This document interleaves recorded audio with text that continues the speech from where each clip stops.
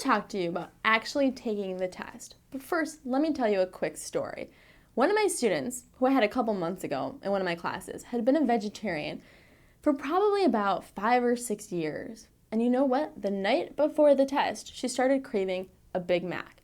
Why? I have no idea. Maybe all her friends were having it and it just looked really good. Maybe she was actually iron deficient and didn't know. Whatever the reason, she actually ate it.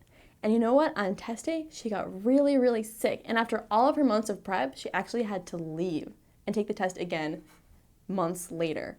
So it was a big disappointment. Why am I telling you this story? Well, there are some things that you can do that don't relate directly to test preparation, but can still help you go in and ace the test on test day. Let's take a look at those things today. Let's first start with kind of a pep talk. I want you to know why you should feel confident going into test day. A couple of things. First of all, keeping the test in perspective to help you feel really good. Remember, even if you're a little worried, the ACT is just one part of your whole college application. And colleges will also look at things like your essay, your volunteer work, your GPA, which you spent 4 years getting instead of 3.5 hours getting your ACT score. And you know what? 10 years from now, no one's going to be saying, how did you do on your ACT? Tell me about it. Really. Also, reflect on all the work you've done. You've worked really, really hard. You've got your videos, your bonus materials. Hopefully you took a lot of practice tests. Maybe you started out, you barely even knew what the test looked like, and now you've really come a long way. So now that you're feeling good, let's talk about some specifics for test day. Let's start talking about what to bring, what you want to pack the night before test day. So things like a test center admission ticket, that's a big deal. They won't let you in if you don't have one. Acceptable ID, that's another thing. Bring that or they won't let you in. Number 2 pencils with erasers, and I say bring the wooden ones. You easily know that they're number 2, it says number 2, and you know what? The tip is a little bit wider and it'll be quicker to bubble in your answer choices with this pencil rather than a mechanical pencil. So bring a few of these. A watch, definitely, so you can keep track of time. A calculator, and make it one you're comfortable with. Make it the one you use all the time. Don't make it some really fancy one you haven't used before, and make sure to bring an extra battery, because I've had students who've had their batteries die, and that's never a good thing. Bottle of water or energy drink, and a snack, a healthy snack. Maybe something whole grain with a little bit of protein, like whole grain granola. So that's what you should bring. What shouldn't you bring?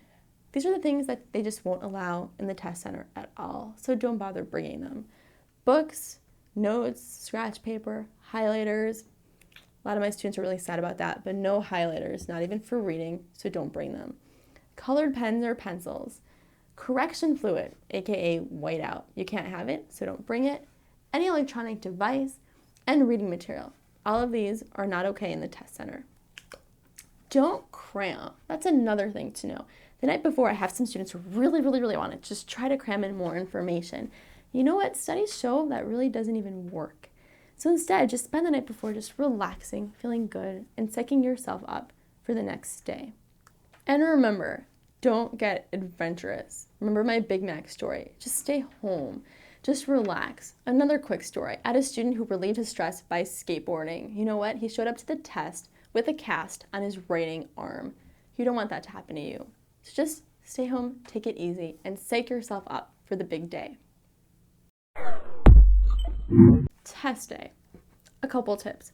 First of all, I'm going to sound like your mother, but eat a decent breakfast. You don't want to get distracted because let's say your stomach's rumbling or you get that woozy feeling you get when your blood sugar dips.